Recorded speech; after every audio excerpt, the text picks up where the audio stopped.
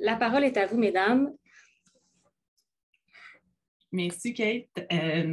Bonjour tout le monde. Merci d'être là. Il y a plusieurs visages que je reconnais, alors ça fait vraiment plaisir de vous voir ce midi.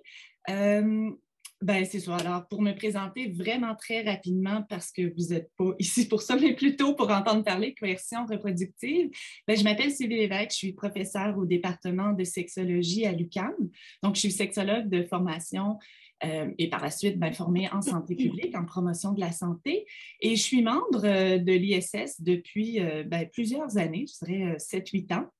Donc, quand je me suis joint au rang professoral à l'UQAM, je me suis joint au rang de l'ISS aussi comme chercheur, comme membre régulière. Et avec moi, il y a Catherine Rousseau. Catherine, elle est diplômée aussi du bac et de la maîtrise en sexologie. Elle poursuit actuellement un doctorat en santé des populations à l'Université d'Ottawa, où elle travaille sur l'interférence contraceptive. Et donc, Catherine travaille avec moi depuis plusieurs années sur le sujet de la coercition reproductive. Donc, on remercie vraiment l'ISS de nous avoir invités à présenter une conférence, enfin un échange par la suite avec vous sur ce sujet-là. Il faut comprendre que la conférence d'aujourd'hui, en fait, elle repose sur les résultats en cours aussi de 3 projets de recherche. Donc, je travaille sur le sujet de la coercition reproductive depuis 2015. Donc, ce n'est pas nécessairement juste les résultats d'un projet que vous allez voir aujourd'hui, mais c'est une réflexion sur le sujet et de façon plus ciblée, c'est les outils de sensibilisation et d'information qu'on a développés dans le cadre d'un projet. Je rappelle que la conférence d'aujourd'hui s'inscrit dans le cadre des 12 jours d'action contre la violence faite aux femmes. Donc, on trouvait pertinent de présenter sur ce sujet-là aujourd'hui. Kate, tu as levé la main? Là, on ne t'entend pas, ton micro n'est pas allumé.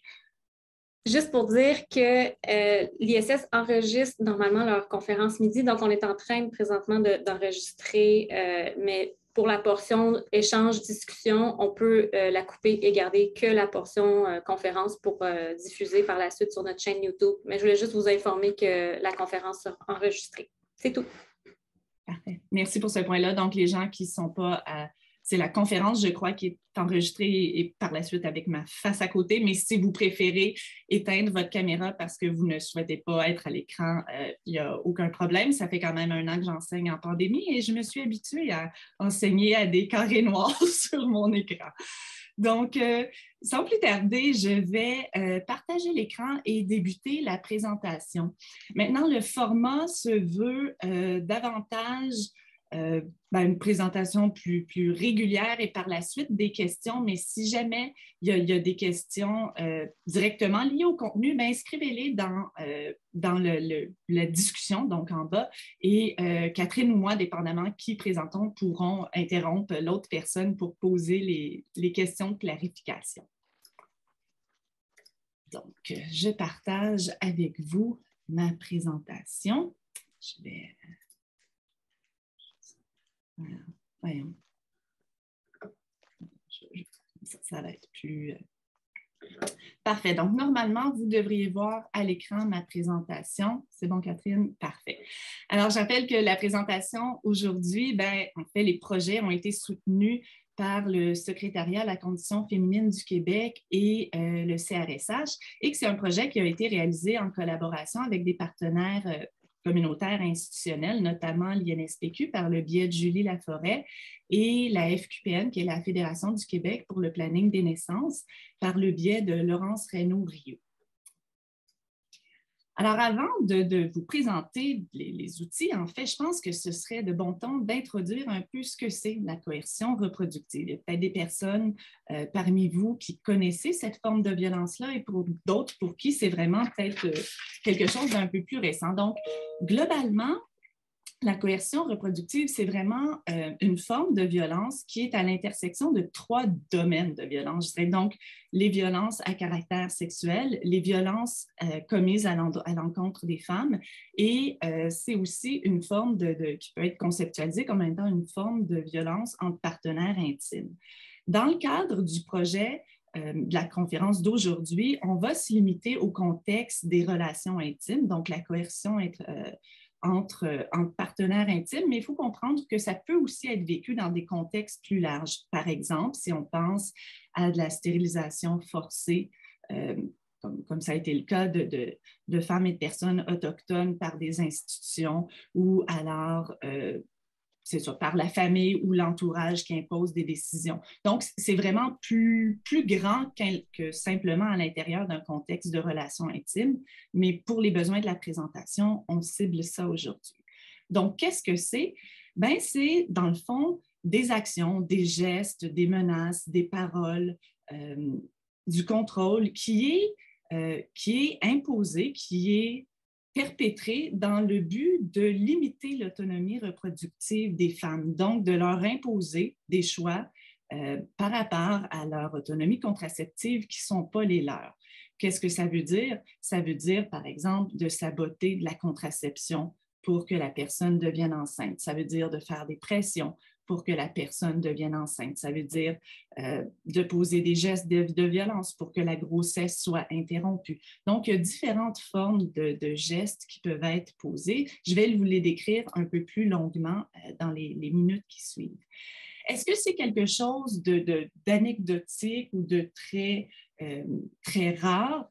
On n'a pas de données, du moins pas pour l'instant au Canada et au Québec. Par contre, les voisins du Sud et ailleurs dans le monde ont étudié ce phénomène-là et ce n'est pas quelque chose d'anecdotique. Donc, des données populationnelles américaines nous indiquent qu'environ une femme sur 10 rapporterait avoir été victime de coercion reproductive. Les plus jeunes femmes et les personnes pouvant être enceintes rapportent pour leur part des taux un peu plus élevés. Donc, on parle ici d'une femme sur 6 qui aurait vécu du sabotage contraceptif, puis une femme sur 5 qui a vécu de la coercion lors de la grossesse. Donc, ce n'est pas un phénomène rare ou inusité, c'est quelque chose qui est présent, mais qui est encore méconnu et peu discuté. Donc, je vous mentionnais que ça touche plusieurs comportements. Dans la littérature, on le divise vraiment en 3 catégories de comportements. Donc, le sabotage contraceptif et l'interférence contraceptive, les pressions liées à la grossesse et la coercition liée à la grossesse. Le sabotage contraceptif, en fait, ça renvoie à tous les gestes qui vont tenter d'interférer avec l'usage régulier et correct de la contraception. Qu'est-ce que ça veut dire? Ça veut dire de retirer le condom sans le consentement de la personne. Ça veut dire de saboter les pilules contraceptives, de retirer de force un patch ou un anneau contraceptif. Ça veut dire, s'il y a une entente négociée, disons, du retrait, quand il est interrompu, de ne pas le faire. On a mis à l'écran des exemples, en fait, des extraits qui sont tirés d'un projet de recherche qualitatif qu'on a mené auprès de jeunes femmes à Montréal. Et donc, vous voyez, le premier renvoie à justement une entente d'interrompu de retrait qui n'a pas été respectée, alors que le deuxième renvoie à une situation de stealthing, donc là où le partenaire retire en plein milieu de la relation sexuelle le condom à l'insu de la femme, donc dans un contexte où ça avait été négocié, entendu, accepté. Les pressions liées à la grossesse, pour leur part, vont renvoyer davantage à des comportements de contrôle et de menaces, en fait, dans le but de forcer la partenaire à devenir enceinte. Donc, on va voir vraiment des menaces de type, comme le premier, bien, si tu m'aimes vraiment, tu aurais un enfant avec moi. Donc, vraiment, ce geste, ce type-là, si tu ne deviens pas enceinte, si tu ne portes pas mon enfant, je vais te laisser, je vais aller voir une autre qui, elle, va accepter de le faire. Et donc, on voit dans cet extrait-là de la participante qu'il y a vraiment une situation où tous ces gestes, comportements sont contrôlés dans le but de mener à une grossesse. Donc, elle nous dit, j'ai un souvenir clair d'avoir été jeter le test de grossesse dans les poubelles du parc en face. Une fois, il y a eu un test de grossesse, puis il l'a trempé dans la toilette après que je sois allée. Donc, cette personne-là nous racontait que constamment, elle vivait sous dans un contexte où le partenaire voulait à tout prix qu'elle soit enceinte et donc tout était contrôlé. Elle n'osait même pas jeter le test de grossesse dans sa propre poubelle parce qu'elle ne voulait pas qu'il y ait par la suite pas un suivi, mais je veux dire un contrôle de ce côté-là. Et donc, dans le deuxième extrait, lui, il a essayé les manières aussi de me crier après, de me faire des menaces, de me faire de la manipulation émotive, de faire ci. Puis à un moment donné, il a dit, ben, tu sais, moi, je vais être excusez, mon écran est pas complet. Je vais être là. Donc, au pire, tu sais, accouche-le, donne-le-moi, moi, je vais m'en occuper. Donc, on voit vraiment, tu sais, différents contextes de pression liés à la grossesse où les femmes rapportent ne pas se sentir libres de décider si elles veulent ou pas des enfants. Et la troisième situation, donc les troisièmes formes de comportement, sont les comportements de coercion lors de la grossesse et se produisent lorsqu'il y a une grossesse. Et donc, ce sont des gestes, encore ici, évidemment, de contrôle et de violence dans le but soit de forcer une femme à interrompre une grossesse alors qu'elle souhaite la poursuivre ou, dans le cas contraire, de l'amener à poursuivre une grossesse alors qu'elle veut l'interrompre. Donc, dans les deux cas, ses souhaits, son autonomie reproductive ne sont pas du tout entendus et respectés. Donc, vraiment, il y a des gens qui nous ont témoigné dans les entretiens à quel point elles se sont senties prises à la gorge, obligées d'aller se faire avorter, d'interrompre une grossesse à cause des menaces, à cause du contrôle, à cause de la violence qui était présente dans la relation et des comportements du partenaire, mais ce n'était pas leur choix, ou à l'inverse. Donc, on le voit dans les deux extraits qui sont présentés là. On a dans le cadre, donc ça, ce sont vraiment les types de comportements et il y a plusieurs types de comportements dans ces trois formes de catégories-là. En ce moment, on a, avec différents partenaires communautaires, institutionnels et d'autres chercheurs aussi, on mène un projet sur la coercion reproductive qui s'appelle Projet Relations, Contraception, Reproduction. Et c'est un projet donc en 3 volets. Et le premier volet était de documenter quantitativement ce phénomène parce que je mentionnais qu'on n'a pas d'idée ici si c'est prévalent ou pas. Et donc, on a, avec l'aide de différents experts, sur le sujet, monter un questionnaire en ligne qu'on a lancé comme ça et auquel presque 500 personnes ont répondu entre les mois de septembre 2020 et avril 2021. Donc, les critères d'inclusion étaient, bien, évidemment, il fallait, bon, on cherchait à être âgé de 18 à 55 ans pour être en âge de procréer, avoir déjà été dans une relation sexuelle avec une personne qui aurait pu vous rendre enceinte et soi-même pouvoir devenir enceinte. Donc, on ne voulait pas limiter non plus juste aux femmes, aux personnes qui s'identifient comme femmes, on voulait vraiment un échantillon très, très diversifié. Et pour les mesures que je vais vous présenter, on s'est inspiré du Reproductive Coercion Scale, qui est un outil développé aux États-Unis. Donc, globalement, puis là, je vais passer vite parce que ce n'est pas ce qui est le plus intéressant, mais juste pour que vous puissiez voir qu'on a quand même un échantillon assez diversifié avec des personnes de différents âges, qui est important pour nous parce qu'on souhaitait aussi avoir des personnes qui ont déjà été enceintes et qui ont déjà des enfants pour vraiment pouvoir évaluer ce phénomène-là dans leur vie, dans leur trajectoire de vie, et non pas uniquement chez les plus jeunes femmes, bien qu'on sache que ce sont elles qui sont les plus touchées par ce phénomène-là. Et alors, qu'est-ce que ça donne de façon très, très superficielle, en fait, pour l'instant? Il y a différentes conférences qui viendront de façon plus poussée sur les données quantitatives, si ça vous intéresse. Mais ce que les données nous indiquent, c'est qu'actuellement, au Québec, il y a quand même un nombre important de personnes qui ont vécu de la coercion reproductive. Je vous présente ici les items dans une perspective à vie. Donc, est-ce qu'au cours de votre vie, une partenaire intime a déjà? Et là, donc, on voit les différents items qui sont liés au sabotage contraceptif. Donc, elles sont quand même, elles sont 39 % à rapporter qu'elles ont été obligées à avoir une relation sexuelle sans condom parce que le partenaire refusait d'en utiliser un. Le quart des personnes, 23,7 %, ont été dans un contexte de relation sexuelle où le partenaire a retiré le condom sans les informer, alors qu'elles étaient justement en cours d'avoir la relation sexuelle et que c'était ce qui avait été entendu, c'est-à-dire le port du condom. Donc, on voit que ce n'est pas quelque chose de banal, une personne sur 4 qui vit un retrait non consensuel du condom. Évidemment, pour les autres catégories, les gestes diminuent, donc l'importance diminue.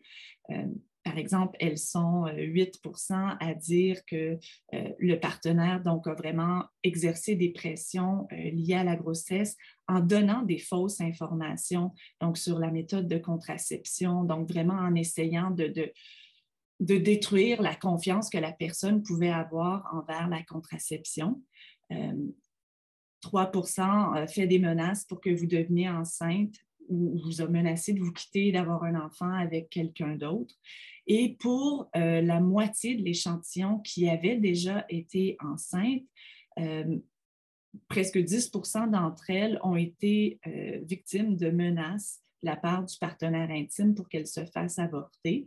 Et 4% ont été victimes de menaces pour qu'elles poursuivent la grossesse alors que ce n'était pas ce qu'elles voulaient.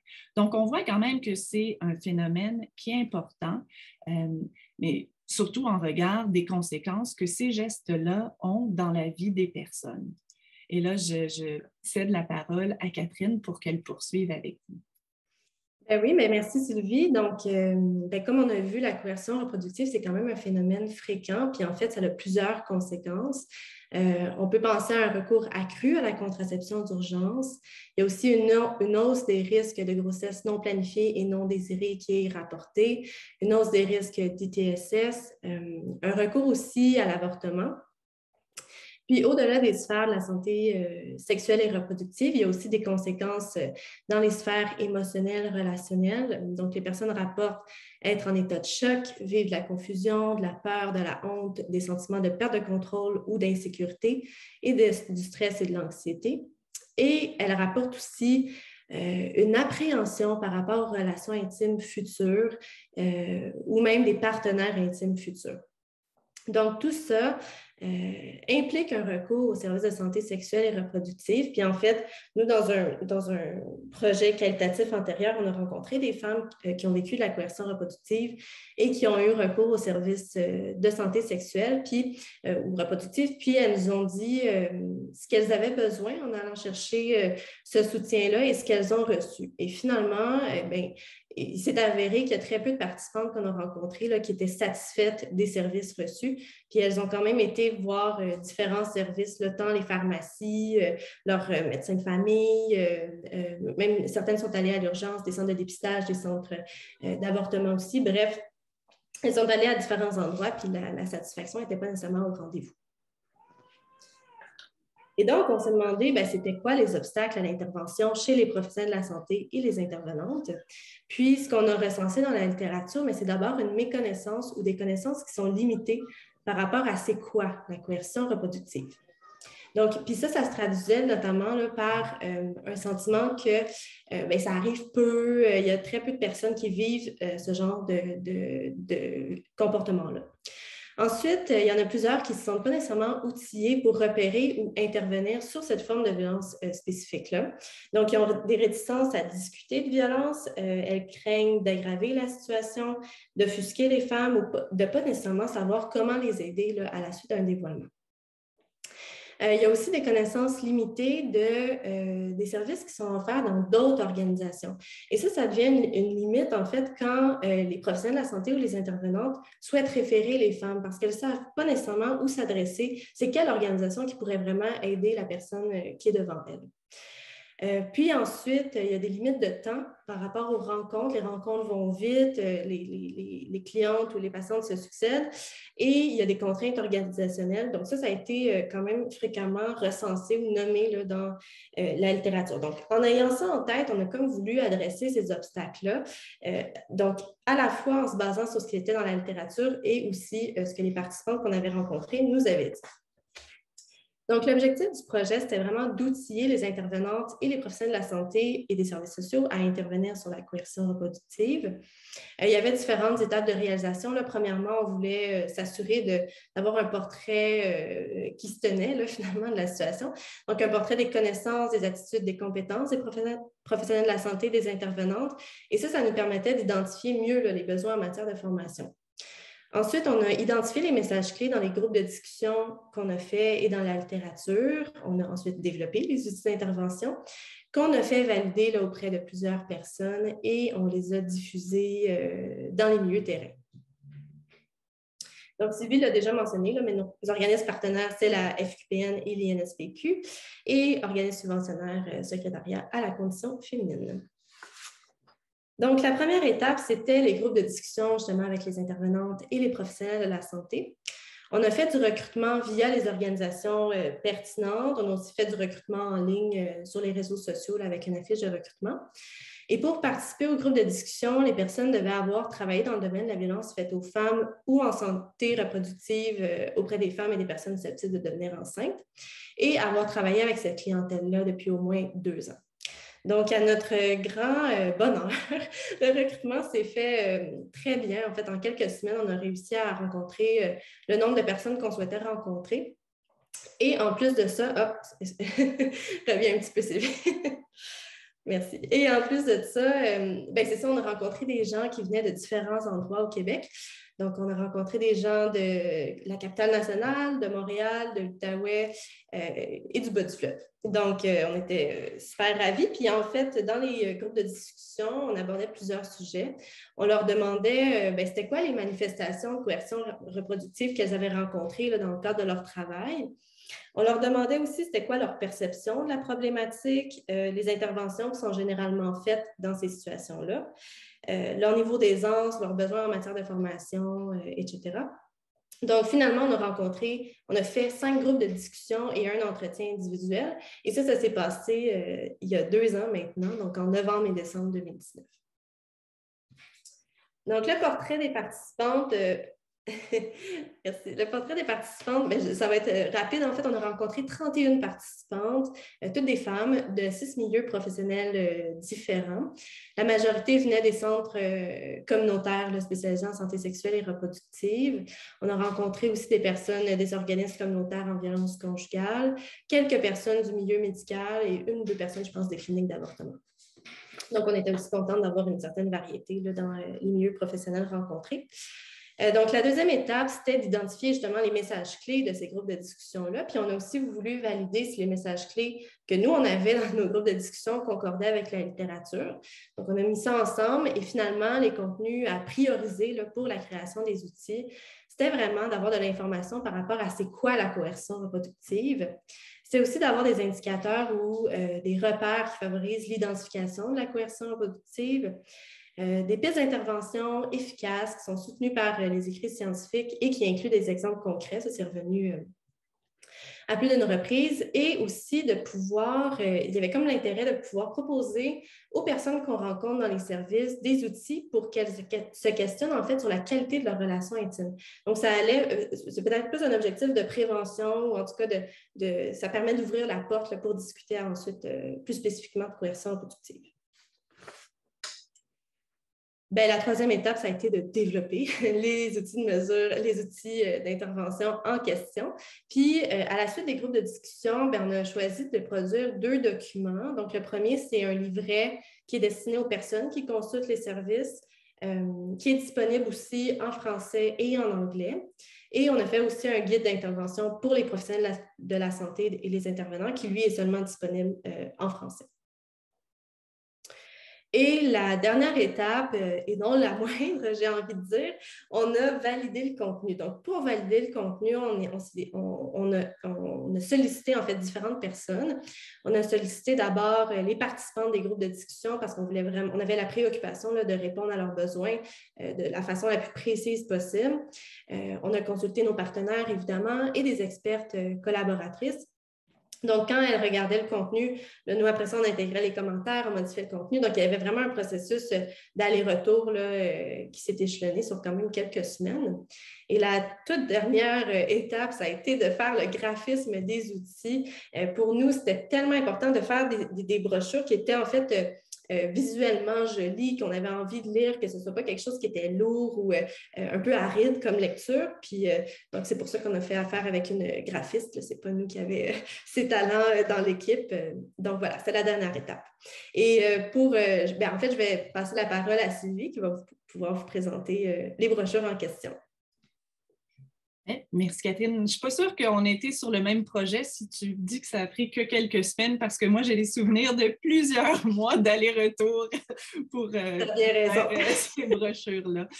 Alors, les brochures, donc Catherine vous les a mentionnées. Je vais, si ça vous va, arrêter le partage et plutôt aller prendre le PDF, en fait, pour vous montrer la brochure. Vous allez voir à la fin aussi les endroits où on peut aller les chercher. Donc, si ça vous intéresse, vous allez pouvoir aussi aller les récupérer. Donc, j'arrête le partage et je vais de nouveau reprendre le partage en ouvrant un autre document. Donc, vous devriez voir à l'écran la brochure. Parfait, merci Kate. Je vais juste vous la montrer parce que vous ne la voyez pas en vrai, mais donc, en vrai, ça ressemble à ça. C'est comme un peu une revue, un format revue. Et l'autre, ça, c'est le guide pour les professionnels intervenants. Et sinon, la brochure pour les femmes et les personnes susceptibles d'être enceintes, c'est vraiment une toute petite, un tout petit, un format 4:6, donc photographie qui se glisse bien, qui est très mince, donc vraiment un format plus discret. Donc, c'est deux formats différents. Donc, globalement, je ne vais pas évidemment passer à travers l'ensemble des pages avec vous, mais je voudrais quand même amener votre regard un peu sur qu'est-ce qu'il y a dans cette brochure-là. Alors, bon, évidemment, mis à part la table des matières, etc., la première section sur laquelle on trouvait vraiment important de mettre un peu de travail, c'était la question d'accrocher les gens. Parce qu'effectivement, dans le cadre des focus group et dans la littérature, Catherine vous l'a mentionné, les gens ne se sentaient pas outillés, habilités, n'avaient pas l'impression d'être la bonne personne pour adresser ce sujet-là, pour parler de ce sujet-là avec les femmes qui les consultent et les personnes qui les consultent. Et nous, notre premier objectif, c'était au contraire de convaincre ces personnes-là pour qu'elles se disent comme oui, je fais partie de la solution, pas seule, avec un ensemble de gens et de soutien, mais je suis une personne importante pour pouvoir mettre un terme à cette forme de violence-là. Donc, cette section-là, en fait, qu'est-ce qu'elle fait? Elle répond à différentes, ça ne nous a pas été dit textuellement comme ça, mais à différents messages qui pourraient être là, du genre « les femmes qui me consultent ne vivent pas de violence ». Et là, on démontre, stats à l'appui, que ce n'est pas le cas, qu'il y a un nombre impressionnant de personnes parmi les personnes qui défilent dans leur bureau qui vivent la violence et la coercion reproductive. Poser des questions sur la violence entre partenaires intimes prend trop de temps, risque d'offusquer la femme. Et là, on est allé fouiller dans la littérature pour trouver un contre-argumentaire, en fait, à ça et démontrer que ce n'est pas le cas, qu'en fait, les femmes et les personnes qui consultent apprécient être questionnées. Ça ne veut pas dire qu'elles vont dévoiler lors du premier rendez-vous ou lors du rendez-vous qu'elles vivent de la violence, mais en questionnant, en amenant ce sujet-là, en fait, ce qu'on leur dit, c'est que la violence, c'est important et comme professionnel de la santé, on s'en préoccupe. Et donc, si vous en vivez, sachez que vous pouvez en parler avec nous. Et donc, on a vraiment travaillé cette section-là pour vraiment les convaincre qu'ils font partie de la solution.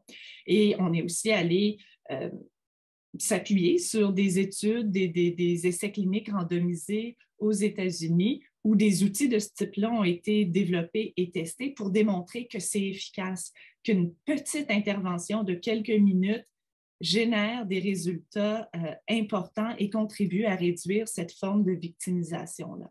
Donc, on espère que cette introduction-là pourra réduire peut-être les appréhensions du personnel soignant qui consulte les brochures. Par la suite, évidemment, on trouvait important de décrire bien qu'est-ce que c'est que la coercition reproductive, quelle forme ça peut prendre, de donner de l'information. Et donc, on a aussi mis différents extraits, comme vous voyez ici, tirés de projets de recherche pour bien illustrer, pour que les personnes aient une meilleure idée de sous quelle forme ça peut se présenter au sein de leur patientèle. Donc, cette section-là, on a fait des mises en situation, un peu aussi des vignettes qui illustrent comment ça pourrait se présenter au sein des couples.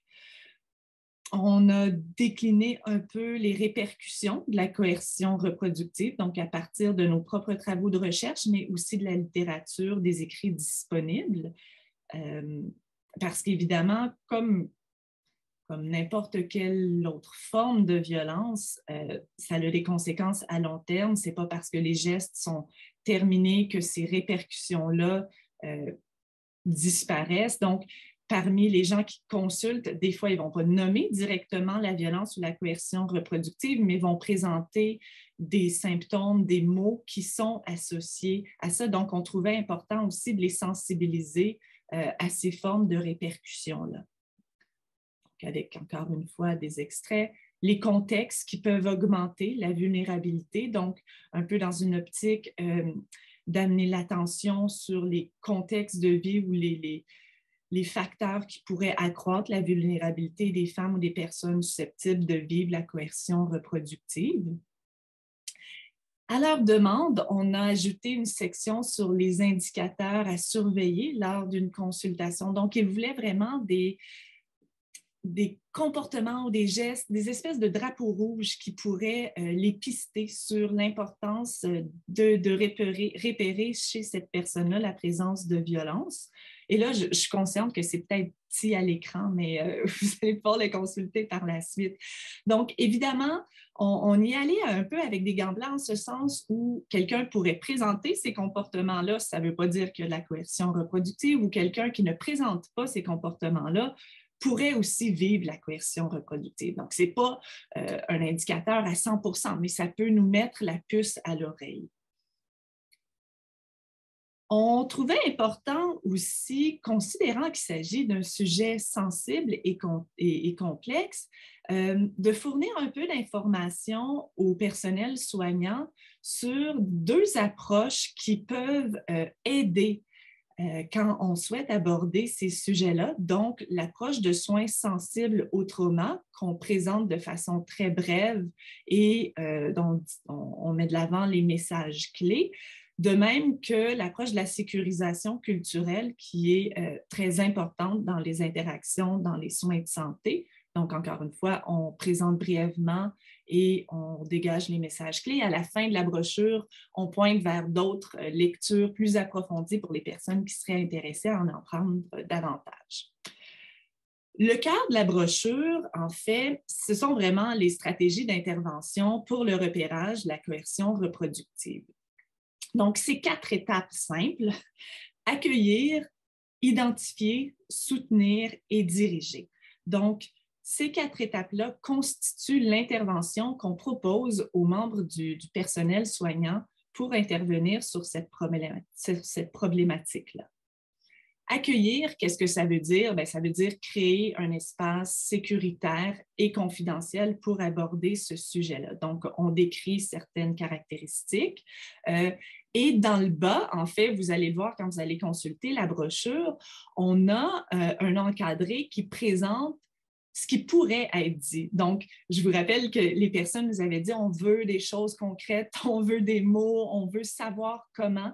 Et donc, on a tenté de faire des formulations d'une façon de présenter les questions, d'amener le sujet. Et donc, évidemment, ce n'est pas du mot à mot qu'on souhaite que les gens prennent, mais ça peut inspirer et les gens, en se servant de leur expertise clinique et de leurs compétences personnelles, développent leur propre façon. Mais ce sont des outils pour alimenter la réflexion.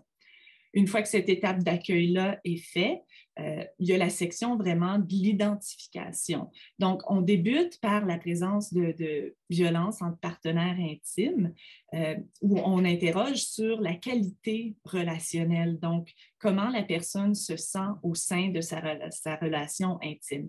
Et là, comme vous pouvez le voir à l'écran, en fait, c'est une espèce de... J'ai juste flowchart en tête, c'est vraiment pas le bon terme. Ou une séquence d'intervention, un script. Une séquence d'intervention, merci Catherine, où en fonction d'une réponse positive ou négative, ça va être une autre étape qui va être amenée. Donc, par exemple, si la personne indique qu'elle vit des conflits importants ou qu'elle rapporte ne pas être bien dans sa relation, ben on enchaîne avec les questions suivantes. Si la femme vous indique qu'elle ne vit pas ça, ben on passe à l'autre étape. Donc, vous comprenez un peu le principe.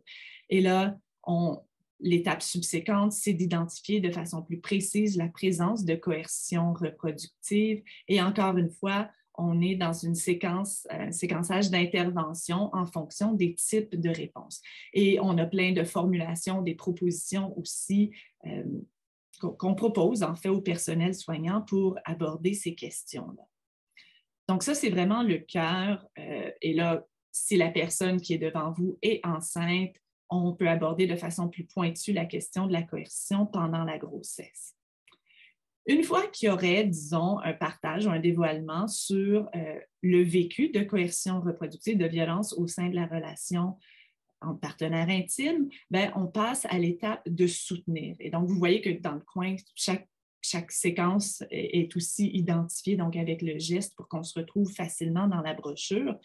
Et là, qu'est-ce que ça veut dire soutenir? Bien, ça veut dire, d'une part, remercier la femme, en fait, de la confiance, normaliser en ce sens de dire que ce n'est pas sa ce n'est pas sa faute si elle vit ça. Donc, de travailler un peu le sentiment de honte et de culpabilité que peuvent vivre certaines personnes. Et par la suite, bon, évidemment, remettre la petite brochure, mais amener la personne à consulter, si elle le désire, des services, non pas juste en donnant un numéro de téléphone, mais en travaillant avec elle le lien. Donc, soit d'appeler avec la personne, soit vraiment soi-même d'avoir établi avant des partenariats avec différents organismes pour pouvoir établir une chaîne de liaison plus facile. Donc, évidemment, encore une fois, c'est la femme ou la personne qui est devant soi qui est le pilote dans la situation, le personnel soignant est le copilote, mais doit créer un contexte facilitant si la personne veut aller chercher de l'aide. Et donc, on décrit de façon très poussée, en fait, comment mettre ça en place, s'il y a des enjeux de sécurité, qu'est-ce qu'on peut faire. Et on propose une série de ressources, en fait, qui ont l'expertise et les compétences nécessaires pour soutenir dans ce type de situation-là. Pour les gens qui sont directement dans les contextes de santé sexuelle et reproductive, on a aussi des exemples d'interventions brèves.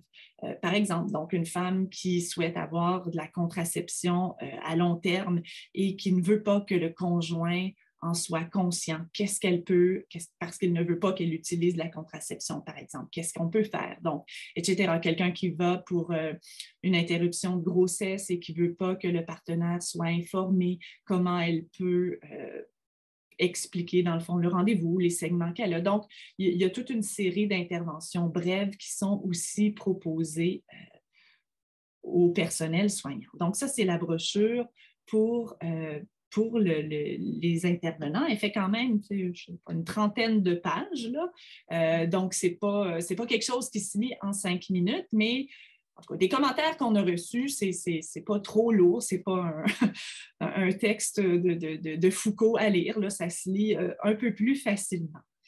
La seconde brochure que je voulais vous partager, et là, Catherine, j'ai changé d'écran. Est-ce qu'on voit la brochure pour les femmes? Oui, on la voit. Peut-être que tu peux augmenter la zoomer, en fait.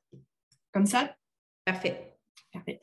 Alors, celle-là, c'est la brochure qui est là, je vais faire ça rapidement, qui est destinée aux femmes et aux personnes susceptibles d'être enceintes, donc qui se veut vraiment une réflexion sur la qualité de la relation intime, à savoir si on est bien dans notre relation. Donc, la première étape, c'est vraiment comment va votre relation. C'est vraiment des questions de réflexion accessibles pour réfléchir, dans le fond, à notre contexte relationnel. Comme par exemple, est-ce qu'on se sent libre d'exprimer nos émotions, nos pensées puis nos opinions à notre partenaire? Est-ce qu'on sent que notre partenaire respecte nos limites? Donc, est-ce que notre relation correspond à nos besoins? est-ce qu'il arrive que votre partenaire vous humilie en privé ou devant d'autres personnes? Par exemple, il nous insulte, il nous rabaisse. Et là, on propose une façon de comprendre ces résultats-là. Et c'est ça. Donc, c'est vraiment quelque chose de très imagé, de très simple aussi en termes de littératie, avec des petites mises en situation aussi, mais qui cible vraiment une tranche d'âge assez variée, donc où les gens pourraient se reconnaître ou pas dans la situation. La deuxième partie de cette petite brochure-là renvoie plus spécifiquement à la contraception. Donc, qui contrôle la contraception au sein du couple? Donc, et là, encore une fois, on est dans des phrases, des phrases qui aident à la réflexion. Donc, il arrive que votre partenaire vous empêche d'utiliser votre méthode de contraception correctement, par exemple en brisant le condom, en jetant les pilules, en vous empêchant d'acheter de la contraception. Vous avez déjà caché votre méthode de contraception pour éviter que votre partenaire la découvre.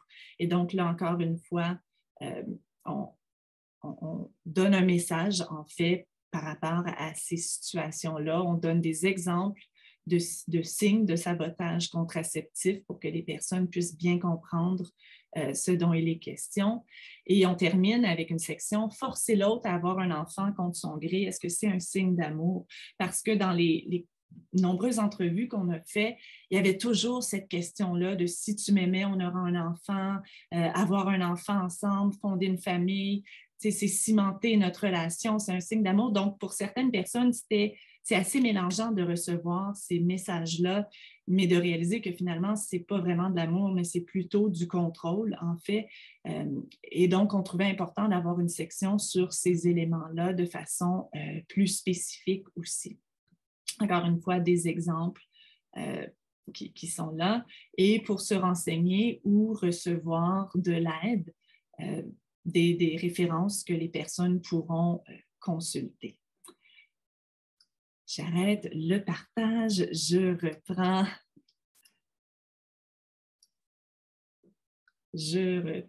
ici. Donc, voilà.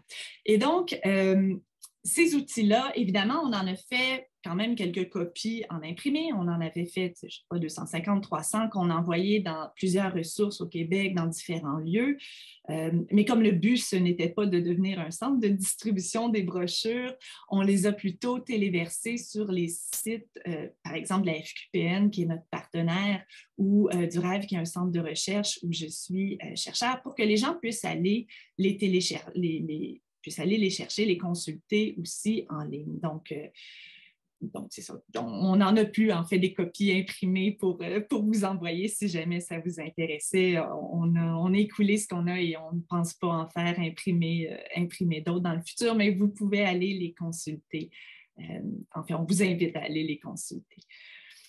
En fait, je voudrais revenir pour dire que ces outils-là, je suis super contente de constater qu'ils ont... que différents milieux de pratique se les ont appropriés. En fait, depuis plusieurs semaines, je collabore avec le centre de santé, clinique d'avortement ici, c'est laissé Sanguinet, mais c'est plus ça, le CCIUS, Centre-Sud de l'île de Montréal, avec un titre très, très long, mais bref, un médecin et une infirmière se sont inspirés de ces brochures-là, ont développé une formation pour leur équipe. Donc, on voit que dans différents milieux, les gens se les approprient et ça, je suis super contente de voir ça. Donc, si jamais dans vos milieux, c'est quelque chose qui vous intéresse, on peut vous accompagner pour que vous développiez cette formation-là ou que être avec vous par Zoom ou autre pour partager ces outils-là aussi, parce que le but, c'est que ces savoirs-là soient les plus utilisés possibles. Je vais quand même prendre 2 minutes avant de répondre à vos questions, d'échanger avec vous pour vous dire qu'en ce moment, on a quand même un petit, ça c'est ma passe recrutement, on est en train de recueillir des témoignages pour documenter de façon plus approfondie les vécus de coercion reproductive. Et donc, si les sujets dont on a discuté aujourd'hui vous intéressent ou vous pensez à des gens ou à des milieux qui pourraient nous aider à rencontrer des gens, on serait très... on aimerait beaucoup que vous leur partagiez cette annonce-là. Donc, c'est vraiment un projet qui est en cours. On a rencontré une quinzaine de personnes. On veut rencontrer encore une trentaine de personnes pour bien comprendre comment toutes ces formes de violence-là peuvent être vécues. Et on est très respectueuse dans nos entretiens. On dédommage les participants et on respecte toutes les règles éthiques aussi pour s'assurer que ça se déroule bien. Donc, vous leur partagerez, c'est facile, c'est ce projet rcr.com. Donc, voilà, je vais arrêter le partage et je vais répondre à vos questions ou discuter avec vous si vous le souhaitez.